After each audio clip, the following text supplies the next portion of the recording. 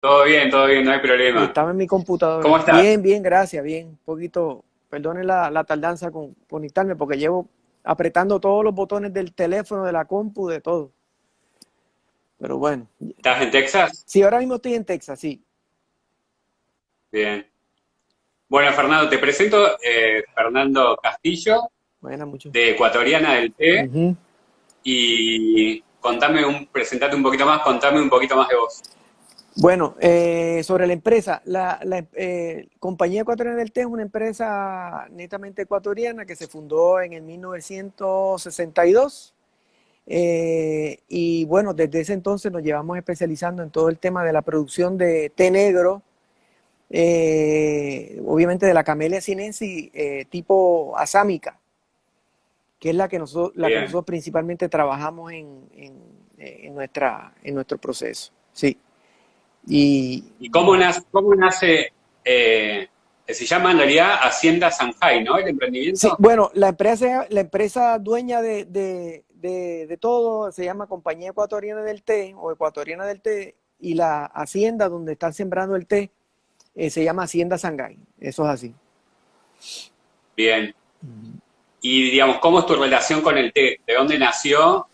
Eh, digamos, vos ya creciste en ese ámbito, ¿cómo te metiste Re- bue- en ese bueno, mundo? realmente no llevo mucho tiempo. Llevo desde el 2007 metido un poco más en el tema del té, ya que nosotros compramos la empresa de una empresa inglesa, de capital inglés, y entonces adquirimos la empresa aproximadamente en el 2007 y bueno, desde entonces llevo involucrado. Yo soy abogado de profesión, o sea que no soy ni agrónomo ni nada de esos temas de alimentos, sino pues que realmente cuando la compramos me empecé a involucrar un poco más en el tema del té y bueno, me gustó mucho. Y sí, lo que me he especializado mucho es en el tema del procesamiento y de la producción de té. No soy le podría decir que no soy un conocedor del té como tal, pero sí conozco muy bien de la producción de té negro producido por el proceso CTC, que es como lo hacen los ingleses, especialmente para Bien. funditas de té. Sí. ¿A dónde están ubicadas las Las plantaciones? plantaciones están a 5 horas de Quito en un pueblo que se llama Palora. Palora está hacia el suroriente del país, en la parte amazónica del Ecuador, en la parte ya de selva alta, pero en la parte selvática. Uh-huh. ¿A qué altura más o menos Nosotros estamos están? aproximadamente a 800 metros de altura. Bien, Sí. bien. ¿Y qué variedad solamente asámica? Solamente trabajamos con variedad sámica, que esa es la que usualmente los ingleses usualmente sembraban en casi todas sus plantaciones en las excolonias, África, India. Usualmente se utilizaba mucho la variedad sámica, pues por el rendimiento de la ¿Y planta. son de semillas o son De clonadas? semillas son, De semillas. exacto. ¿Ustedes tienen, ustedes tienen algún, digamos, eh, algún vivero o algo donde hacen toda la producción? Desde un inicio, los ingleses cuando comenzaron sí tenían semilleros, tenían reproducción de esa manera en muchas áreas de la plantación, pero hoy en día prácticamente no hemos tenido que replantar muchas plantas y realmente tenemos un área silvestre, si se puede decir así, que se reproducen las plantas de manera prácticamente natural. De ahí se sacan algunas plantas y se plantan en el campo donde se necesiten. Bien. ¿Y tienen, digamos, alguna certificación orgánica Bueno, en nosotros la plantación la tenemos certificada con Rainforest Alliance hace ya como aproximadamente más de 10 años, pero certificación orgánica y eso no contamos porque es muy complicado manejar una finca, en el caso de nosotros de 432 hectáreas, manejar la orgánica es muy complicado porque sí tenemos que utilizar lamentablemente algunos pesticida? pesticidas, sí, sí. Entonces, pues, es difícil el tema de manejar una finca tan grande de manera orgánica por el tema más de costo. Bien, bien. Y el tema de la cosecha, contame un poco cómo es. Bueno, nosotros la cosecha de un principio se hizo de manera manual. Teníamos aproximadamente más de 700 cosechadores. Hoy día, pues prácticamente se hace todo mediante máquinas cosechadores. Por cierto, es un diseño de una máquina cosechadora que se diseñó en Argentina, en la provincia de Misiones, que es de donde vienen muchos de los equipos de cosecha para los plantíos de té. Es un diseño que copiamos, compramos una máquina, copiamos y esas son las máquinas que al día de hoy se están utilizando. ¿A ustedes compraron y replicaron la misma máquina? Sí, sí, compramos una Para... máquina y la replicamos, sí. Y Perfecto. es Bien. un diseño que se utilizaba en las plantaciones de té de Argentina hace sobre 30 años, que ya ese diseño ni existe. Pero bueno, nosotros por nuestras condiciones lo seguimos utilizando, que para nosotros es muy práctico por nuestro tipo de terreno especialmente. ¿Es la que aparece en el video institucional? Sí, creo que en el video aparecen dos máquinas. Hay una máquina cosechadora que es muy moderna, que también en Argentina. Sí, el de Lori. Ajá, la de Lori, esa máquina, estamos teniendo un poquito de problemas por nuestras condiciones de suelo y entonces pues ya no lo utilizamos mucho, es una máquina extraordinaria, pero lamentablemente por nuestras condiciones pues ya se ha dejado de utilizar como se utilizaba antes. Ahora pues hemos seguido con las antiguas, que es lo que nos funciona, Bien. sí. Pero por qué no funciona, digamos, la nueva y por un tema de tamaño de la maquinaria? No, es por el ¿O tema de por... peso. Es por el tema de Ajá, peso, de condiciones de suelo. Nosotros, bueno, perdonen por el ruido ahí. Nosotros tenemos unos suelos muy de materia, de mucha materia orgánica, y la máquina pues nos estaba dañando el terreno por el peso. Y bien, estaba empezando a dañar el sistema radicular de la planta y hacer pues prácticamente escarbar, porque nosotros tenemos muchísima lluvia, o sea, muchísima lluvia, y el terreno pues es muy blando, y aunque la máquina no se quedaba, pero sí escarbaba y empezó a dañarnos la fila, los hilos, como llamamos, por donde pasa la máquina. Y pues decidimos, por cuestiones técnicas, pues eliminarla, porque realmente nos estaba haciendo más daño de lo que nos ayudaba.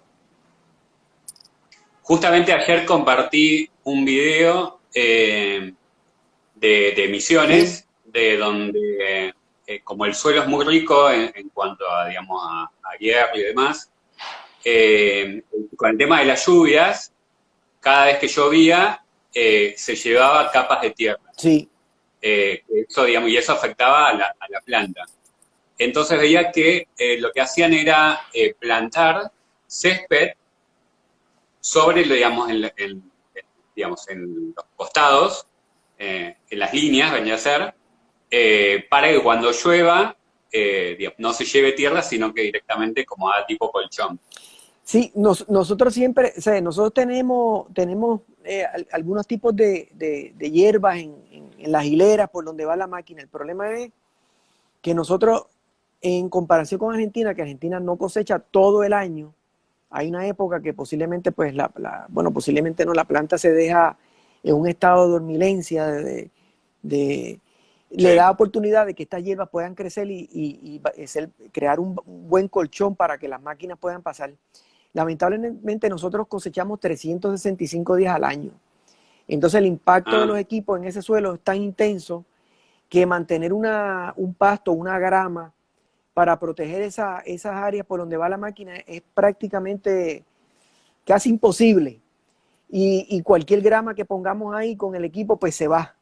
Y con la combinación de agua, del peso de la máquina, pues realmente lo que se convierte en un lodo y bueno, y no crece nada y lo que es directamente en el terreno y ahí pues es que viene el problema de que se afecta pues el sistema radicular de las plantas. ¿Sí? bien.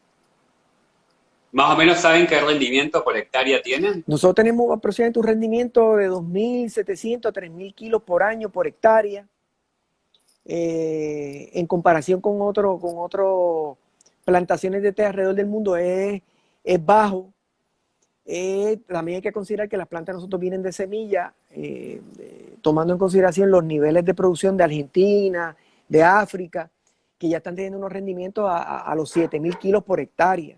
Obviamente trabajando con plantas clonadas. Nosotros no, por cierto, trajimos unos técnicos de Cerro Azul, ¿cómo se llama? El INIAPE, que se llaman. Intra. Ajá. Y nos asesoraron para el tema de clones, pero el problema es que toma mucho tiempo y es muy costoso. Entonces, pues nosotros estamos viendo la alternativa de si nos conviene a nosotros entrar en el tema de clones o si seguimos con nuestras plantas, como han hecho en muchas plantaciones en la India, que son plantaciones muy antiguas, y bueno, y siguen produciendo, pero no jamás y nunca en los rendimientos de un sembradío clonal. Bien. Y digamos, la producción, ¿a qué tipo en la hoja verde, qué tipo de producción tienen? Bueno, ¿en qué sentido, qué producción tenemos? Digo, en las hebras partidas, No, hebras nosotros enteras, somos solamente CTC, CTC. CTC, exclusivamente CTC. Ya tú sabes que prácticamente se cosecha de entre 30 días más o menos, y todo eso pasa al proceso de CTC, de molienda, y realmente pues nosotros metemos muchísimo, se mete muchas ramas, se mete mucha hoja un poquito más madura de lo que requiere, por ejemplo, en hebra. Bien. Sí. El tema de la limpieza, o sea, bueno, en realidad ahí está diciendo que está todo el año Todo el año directamente se esta cosecha, sí, producción todo el así. año se cosecha aquí, es correcto. Si no paramos, prácticamente no se puede parar porque la planta crece todo el tiempo, entonces no es imposible parar. ¿Y a qué lugar están, digamos, cómo es el mercado de ustedes? ¿A qué lugar están exportando? ¿Cómo es el consumo interno en cuanto al té en Ecuador? Bueno, nosotros prácticamente, en Ecuador es muy baja la demanda de té negro. El ecuatoriano no es tomador de té.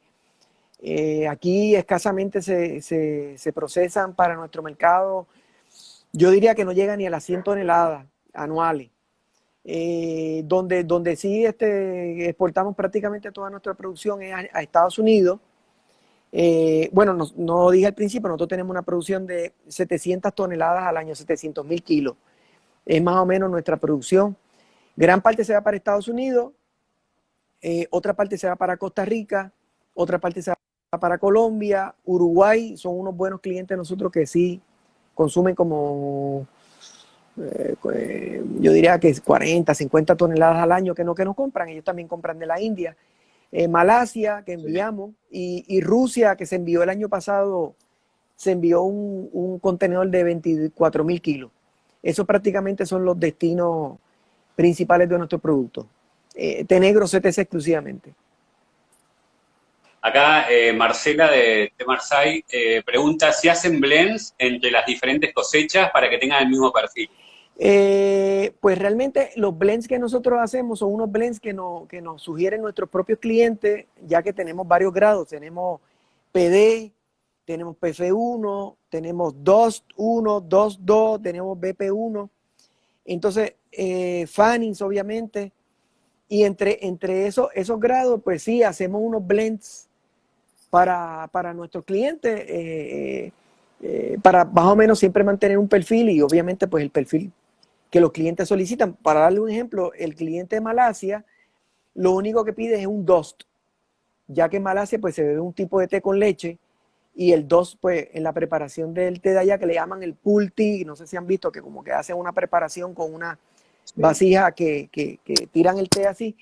El grado de té es un solo grado, no un blend, es el que ellos requieren, que es un DOST.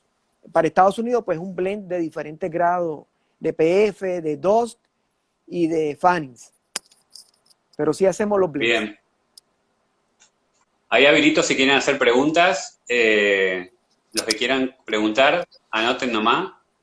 Y el tema ahora con el tema de la pandemia, del COVID, ¿les afectó algo a ustedes en cuanto a lo que es el mercado o demás? Bueno, ¿O nada? nosotros agraciadamente hemos sido de las industrias que yo creo que menos han sido afectadas por la demanda. O sea, por lo menos en la demanda nacional, el té negro incrementó aproximadamente un 25%, en el té verde incrementó casi un 40% en la demanda de té verde estoy hablando todo a nivel nacional. Y obviamente en el tema de hierbas, no estoy hablando de hierba mate, estoy hablando de infusiones o tisanas, Sí. aumentó significativamente el consumo en general aumentó mucho el consumo de bebidas calientes por el tema de la información que se estaba dando a conocer en las redes sociales, de que el té, por su alto contenido antioxidante y otros beneficios, pues la gente sí empezó a incorporar dentro de sus dietas diarias el consumo de té. Entonces, para efectos de la pandemia, nosotros sí, yo creo que fuimos afortunados y la demanda sí subió bastante. Bien. Y el tema me decís que dentro de Ecuador no hay mucho emprendimiento de té dentro de Pues Ecuador. mira, emprendimientos, ¿qué te puedo decir? Sí hay muchos emprendimientos. Ecuador ha sido uno de los países de la región que más emprendimientos han reflejado, comparado con Colombia y con Perú. Sí hay mucho emprendimiento en el campo del té. Pero podría ser no en el té per se, si hablamos técnicamente, no de la Camellia sinensis, pero sí de emprendimientos de mezcla de hierbas. Bien, Entonces, por lo menos en el tema de Colombia y Ecuador somos bebedores exclusivamente de muchas tisanas. El ecuatoriano, el colombiano, es muy bebedor de manzanilla, de hierba luisa, de flor de Jamaica, que ha sido un producto que ha tomado o sea, ha tenido una aceptación no esperada. Tisana en general sí, acá el ecuatoriano. Pues tú te brincas a Perú, son más bebedores de té. En Chile, bebedores de té, Argentina, hierba, té, pero en nuestros países, exclusivamente Colombia y Ecuador, somos muy bebedores de hierbas medicinales. ¿ustedes tienen producción igualmente de hierbas ahí, No, aparte de... no, en el caso de la hierba, nosotros nos suplimos de productores pequeños que tenemos alianzas con ellos, agricultores, especialmente sectores de pequeños indígenas productores de hierba, manzanilla, cedrón, muchas de estas hierbas medicinales las adquirimos de proveedores, especialmente agricultores pequeños del sector indígena del Ecuador, la parte más andina. Bien. Acá me preguntan si los productores tienen apoyo gubernamental. No, aquí nadie tiene apoyo del gobierno. El gobierno no apoya en eso absolutamente nada. O sea, aquí nosotros Bien. como productores no tenemos ningunos incentivos, absolutamente nada. Obviamente tendremos algunos incentivos tributarios, la empresa ya más formales, ¿verdad? Si se puede decir así. Posiblemente incentivos en adquisición de equipo agrícola, pero los agricultores pequeños realmente no tienen ninguno incentivo ni ayuda gubernamental. Todo es, como digo yo, a pulmón, por motu propio, Bien. sí. ¿Qué tipo de té verde tienen? No, Pregunta nosotros, también. nosotros trabajamos un té verde que importamos de la China, un Fanins. No Bien. producimos té verde todavía acá. Hemos decidido, Solamente negro. sí, importamos té verde. No es conveniente producirlo nosotros mismos. Bien. Y actualmente en el mercado, ¿cómo están presentes ustedes? Bueno, nosotros cubrimos prácticamente todo el territorio nacional del Ecuador a través de distribuidores que son las plataformas más importantes, que son los supermercados. Estamos en todas las grandes cadenas, grandes, pequeñas, bajo nuestras marcas, que es Té Orniments, y nuestra marca principal, que es Té Shanghai.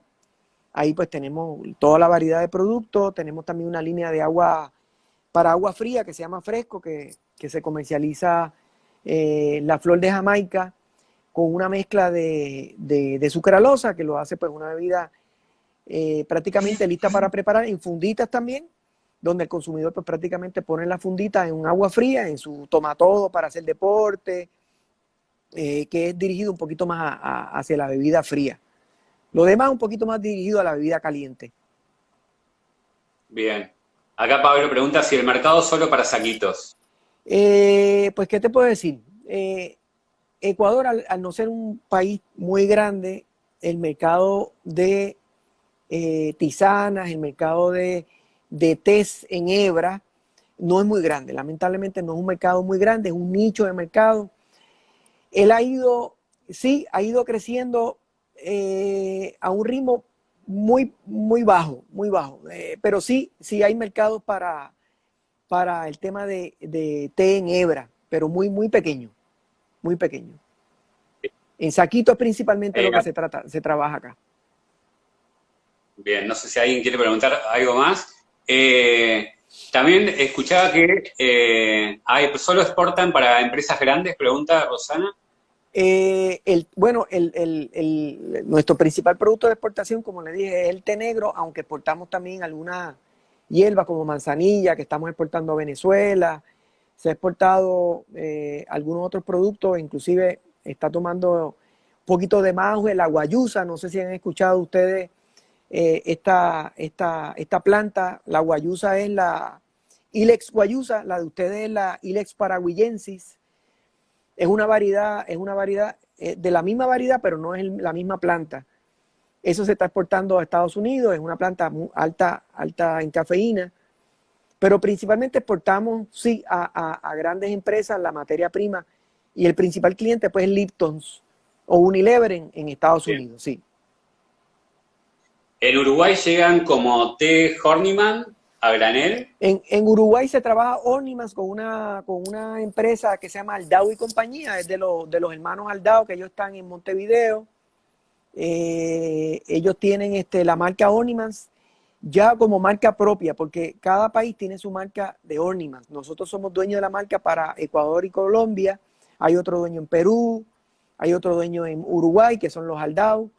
Y ellos comercializan bajo la marca Ornimans. Y bueno, el que haya vivido en Uruguay, pues habrá escuchado de esa marca porque es la marca más popular y más antigua en el mercado uruguayo.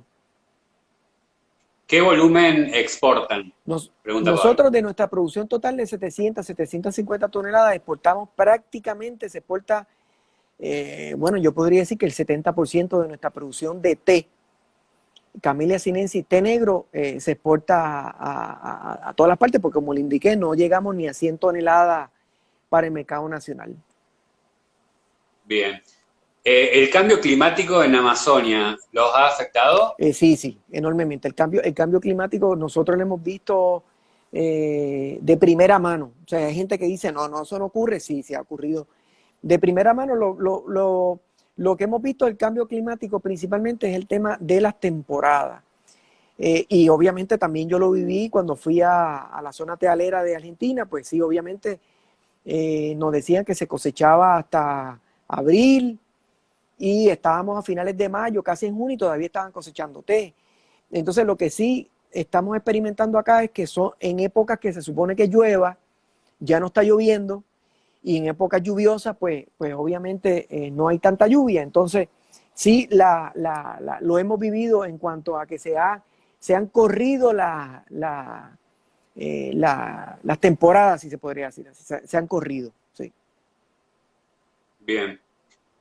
Acá, por ejemplo, uno si quiere ir a conocer las plantaciones puede ir, digamos, a visitar a productores y hacer una experiencia con té.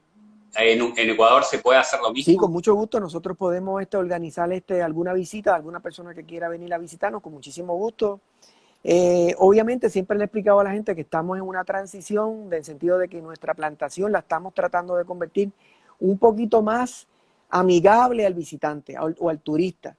Porque el problema es que nuestra plantación, siendo una plantación antigua, estuvo diseñada de un inicio como una fábrica.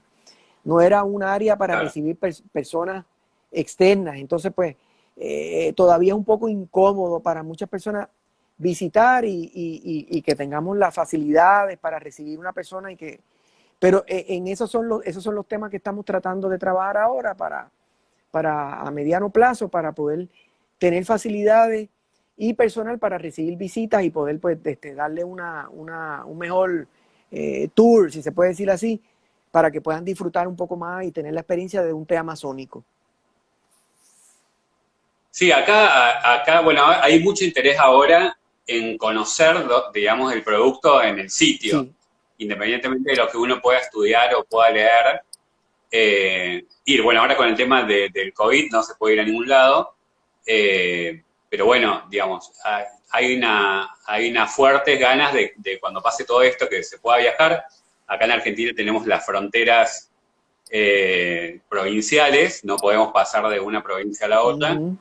Eh, Así que, digamos, no se puede ir a ningún lado, pero yo creo que cuando habiliten esto y cuando ya la gente pueda viajar, hay mucha gente que desea ir a las plantaciones de té para conocerlas, y eso también creo que está bueno, sobre todo para incentivar a que la gente también consuma té y le haga otro gustito Claro, al tema de la planta. nosotros la experiencia que estamos tratando de transmitir es que hay muchas personas en el mismo Ecuador, en la región, que no saben y no conocen de plantaciones de té.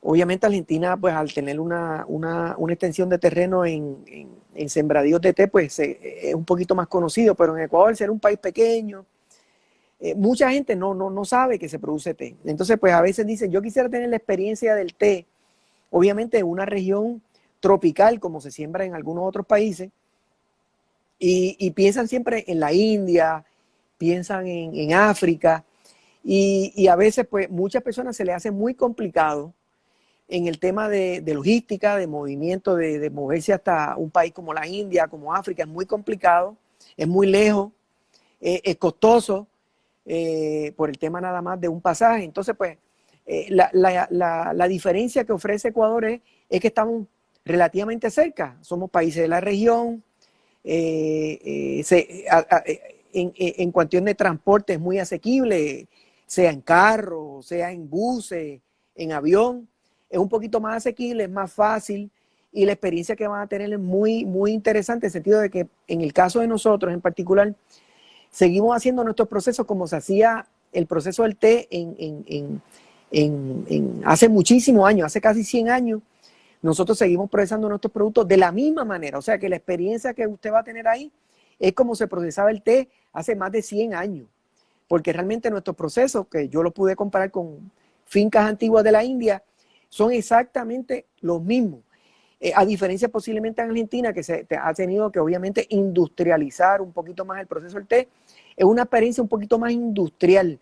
En el caso de nosotros un poquito más artesanal, donde usted puede ver que realmente todavía hay el tema del conocimiento del operario. O sea, por ejemplo, yo me fui a Argentina y todo es por una máquina, una computadora, donde hay un operario detrás de una pantalla que prácticamente lo que está manejando es tema de velocidad, tema de cantidades.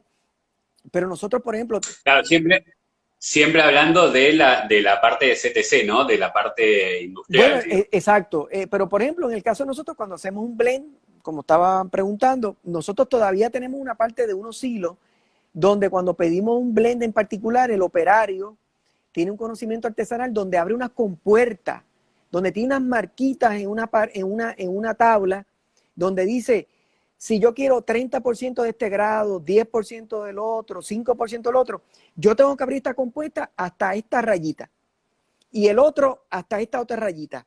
O sea, es así. O sea, nosotros no tenemos un proceso donde tengamos una computadora que le ponemos un número y la computadora decide abrir la compuerta y determina el porciento. Aquí prácticamente es el conocimiento del operario donde dice hasta esta rayita que yo tengo que abrir esta compuerta. Entonces, esa es la parte que todavía tenemos y es importante que lo conozcan porque realmente ese tipo de proceso está desapareciendo a nivel mundial y digo yo, posiblemente dentro de 10, 15 años quizá ni exista. Y es una parte que aunque somos CTC, aunque somos industriales, pero llevamos haciendo el mismo proceso por muchísimos años, igualmente como en plantaciones y en fábricas antiguas de la India y de África. Por eso es una elección de ustedes continuar con ese proceso, digamos. Exacto, nosotros. No es un tema de no poder económicamente, sino que es un tema de que ustedes quieren seguir con esa impronta. Exactamente, se ha seguido, tú has visto, me imagino que muchos de los que están viendo han visto fábricas en Misiones donde prácticamente la parte del marchitado es una banda transportadora en un galpón que parece un campo de fútbol. Nosotros pues tenemos las camas de marchitamiento donde manualmente se pone la hoja, manualmente la hoja se le da vuelta y manualmente la hoja se mete a proceso. Entonces es un proceso que es exactamente el mismo que se hacía hace 100 años. Hemos querido cambiar eso, pero obviamente es muy costoso y son de las cosas que también mantienen las particularidades de nuestro té. Y aparte de ese tema de costos, ¿hay alguna otra cosa que, digamos, que quisieran hacer y por tema de costos no pudieron hacerlo? Bueno, nosotros ahora mismo, por ejemplo, en el tema de marchitado quisimos cambiar, pero era sumamente costoso conseguir estas camas de marchitamiento automática que se están utilizando en muchas industrias a nivel del mundo, especialmente en Argentina, en África. Pero sí, hemos podido cambiar algunas cosas en nuestro proceso, como es el tema de producción de calor. Nosotros somos una empresa que, como política mía también, como presidente de la empresa, pues estoy tratando de utilizar lo menos posible el tema de combustibles fósiles. Y ahora estamos entonces utilizando, por ejemplo, en el caso del marchitado, estamos utilizando como fuente de calor el cuesco de la palma africana como alternativa al diésel. Estamos utilizando pues lo que se conoce es una biomasa. ¿Y por qué utilizar el cuesco de la palma africana? Porque el Ecuador tiene muchas fincas de producción de aceite de palma y la cáscara el cuesco de la palma africana es un subproducto que prácticamente lo echan a la basura. Entonces nosotros hemos aprovechado y estamos utilizando eso para generar calor y ahora pues estamos terminando con la instalación del horno, que es el que va a quemar este cuesco de palma africana para la producción de calor. Entonces pues esas son de las cositas que hemos tratado de ir cambiando poco a poco para ser totalmente autosustentable y no tener que utilizar ninguna fuente de combustibles fósiles. Bien. Ahí, mientras espero a ver si hacen alguna otra consulta, comentame, ¿tienen plantaciones de pitahaya? Nosotros tenemos en nuestra plantación, en nuestra hacienda, tenemos también la pitahaya amarilla, que en inglés le conoce como Yellow Dragon Fruit. Hay mucha gente que conoce la roja, que es la Red Dragon Fruit. Nosotros nos especializamos y nuestra región de Palora es la zona pitahayera, como llaman, del Ecuador. De las zonas más grandes que tienen en nuestra región de andina, somos el país productor en este momento más importante de la región. Tenemos sobre 1000 hectáreas, nosotros no, la región tiene sobre 1000 hectáreas de pitahaya y nosotros somos los únicos productores de pitahaya orgánica certificada. Estamos creciendo, nuestra producción de pitahaya es bajo invernadero, con sistema de riego automatizado, certificado por BCS Alemania, USDA Organic, y todo se está exportando, toda la producción se está exportando a Estados Unidos, porque realmente pues sí nos han pedido de otros países, pero no tenemos, en este momento no tenemos la capacidad. En convencional sí se está exportando, estamos exportando a Malasia, estamos exportando a Hong Kong, estamos exportando también a Estados Unidos, en fruta convencional, pero obviamente siempre siguiendo los parámetros y de un buen manejo agrícola en nuestra parte de producción de fruta fresca. Volviendo al tema de la exportación, con el tema del reestructuramiento de Unilever, ¿tuvieron alguna modificación ustedes en cuanto a la compra? Unilever siempre, Unilever a través de nuestros brokers en Estados Unidos, ellos siempre piden muchas certificaciones, por eso que nosotros tenemos la certificación Rainforest Alliance, que es exigida por ellos, y tenemos en nuestra planta de proceso ISO 22000. Si no tenemos esas certificaciones, obviamente pues no nos compran. El asunto con Unilever es que estas empresas prometen y prometen que al agricultor o el productor, en el caso de nosotros, nos paga un precio premium o un diferencial de lo que está en el mercado. Pero obviamente eso no es realidad. O sea, yo puedo decir francamente de que quien se beneficia de esas certificaciones es Unilever. nosotros verdaderamente como productores no nos beneficiamos en lo absoluto de estas certificaciones. Lamentablemente esa es la realidad. Unilever me puede decir lo contrario, pero no, es mentira. Todo es un gimmick publicitario de Unilever donde ellos utilizan nuestro esfuerzo como productores para beneficiarse de ellos. Esa es la realidad. Esa es la realidad y la digo aquí públicamente porque esa es la realidad. Y el tema del costo, el tema de la mano de obra, los trabajadores de las plantaciones son bien pagos. ¿Cómo es el tema de...? No. Hay chicos que trabajan, digamos, porque en el té acá en Argentina no pasa, pero en la yerba mate por ahí es un poco más común. Hay algunas organizaciones que trabajan con ese tema. Sí. Nosotros por lo menos tenemos que pagar, con un cambio en la ley laboral hace unos años atrás, donde el cosechador ganaba por peso. Tú cosechabas 200, 300 kilos de hoja, se te pagaba una cantidad que era razonable, donde familias enteras trabajaban en el campo, pero lamentablemente hubo unos cambios laborales en la ley laboral y entonces todo trabajo que estuviese relacionado directamente con la producción de la plantación no se puede subcontratar. Se tiene que afiliar y tienen que convertirse en empleados de la empresa, donde trabajan un máximo de 8 horas. Si sobrepasa las 8 horas es tiempo extra. ¿Qué pasó eso? Que eso fue un desastre total, ha sido un desastre total. ¿Por qué? Porque la productividad bajó y se fue al demonio. ¿Qué pasaba? Antes obviamente la gente cosechaba y por el incentivo de cosechar más, ganaba más. O su grupo familiar ganaba más.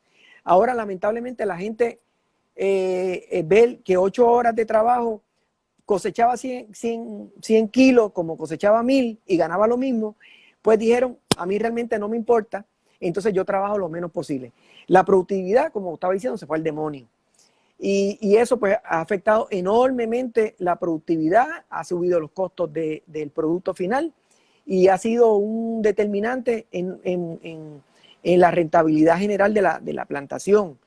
Entonces esos son debates que se están llevando ahora al gobierno para ver si hay una flexibilidad y gracias a Dios por el tema de la pandemia el gobierno ha aceptado algún tipo de flexibilidad para el tema de contratación libre, donde entonces nosotros ahora estamos contratando personal y la productividad la estamos viendo que ha cambiado pero del cielo a la tierra, donde gente sí pide, yo quiero que trabajar de esa manera porque yo me traigo mi grupo y en general antes tú te ganabas, no sé, por decir $700 en una cosecha pequeña y ahora mismo pues no llegan al mínimo, que estamos hablando de 400 y pico de dólares. Entonces pues obviamente cuando tú le das el incentivo para que la persona tenga la alternativa de ganar más, ellos realmente producen más. Sí, y no se están explotando a nadie porque realmente la ganancia la están estableciendo o como ellos quieran ganar, la están estableciendo ellos. Si se esfuerzan más, ganan más. Si se esfuerzan menos, ganan menos. Entonces, es todo cuestión de discreción del propio contratista determinar a su tiempo si yo me voy a ganar más o me voy a ganar menos. Y yo creo que eso es clave en cualquier sector agroindustrial. La agricultura no se puede trabajar ni no se puede tratar como una empresa que produce tornillos, que produce vehículos, porque no es, y aquí lamentablemente lo tratan igual y desgraciadamente eso fue un error gravísimo del gobierno, tratar el sector agrícola como si fuera un sector industrial que produce tornillos. Y el tema del valor de la hoja, el valor del té, ¿ese quién lo maneja? Lamentablemente nosotros acá no tenemos un sector fuerte de producción o de control de precios como lo tiene Argentina, donde ellos establecen unos precios que se le paga al agricultor, un precio que se negocia entre productores, entre agricultores, donde se llega, digo yo, a un balance para que todo el mundo gane lo razonable. Aquí lamentablemente no existe eso porque nosotros somos la única plantación de té en el Ecuador y lamentablemente no hay un panel que determine ese precio. Nosotros pues, verdaderamente nuestro té, el que producimos, el que exportamos, se basa en los precios de mercado que se establecen en la bolsa de Mombasa en África. Entonces pues lamentablemente, pues esos son los precios que la mayoría de nuestros clientes están dispuestos a pagar. Obviamente en la región nos paga un poco más por el tema de que la cercanía, o sea, no es lo mismo yo tener que exportar un producto a la otra parte, al otro lado del mundo, que se tarda sobre un mes, a un cliente como Colombia que se tardan 3 o 4 días en tener el producto en su fábrica. Entonces, pues eso le da una ventaja y pues sí nos pagan un mucho mejor precio de lo que pagan en el mercado. Perfecto. No sé si alguien tiene alguna otra pregunta que quiera hacer, la pueden escribir ahí en los comentarios. Sí, después le puede dejar mi email, cualquier cosa, que si alguien tiene alguna pregunta, Marcelo, si me quieren escribir directamente, con muchísimo gusto yo le puedo contestar también. Perfecto.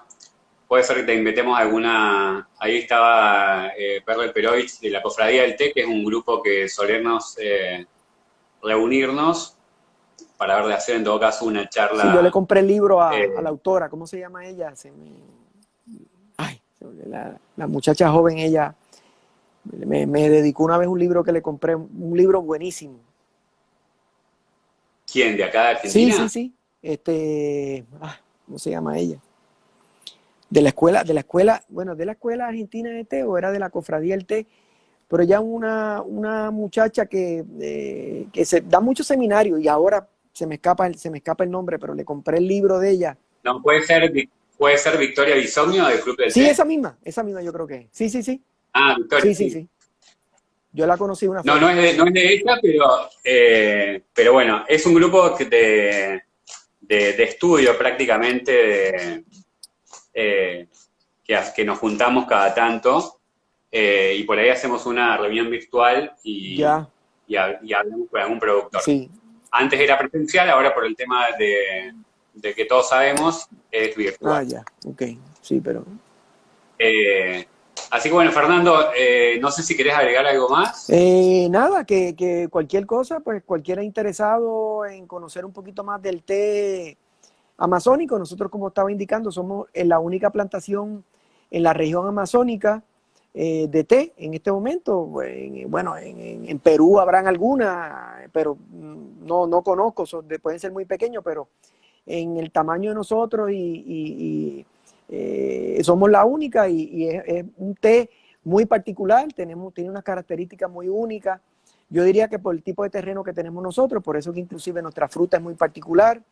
Las condiciones, nosotros somos un terreno de origen volcánico, muy interesante, entonces pues tenemos un sabor en nuestro producto final muy interesante. Y bueno, el que quiera conocer un poquito más de la plantación, de su historia, pues con muchísimo gusto. Si tú quieres después darle el mail mío, estoy a las órdenes. Perfecto. El teléfono, no importa, me pueden escribir y con mucho gusto yo les contesto, y si quieren alguna visita, pues estamos aquí a las órdenes.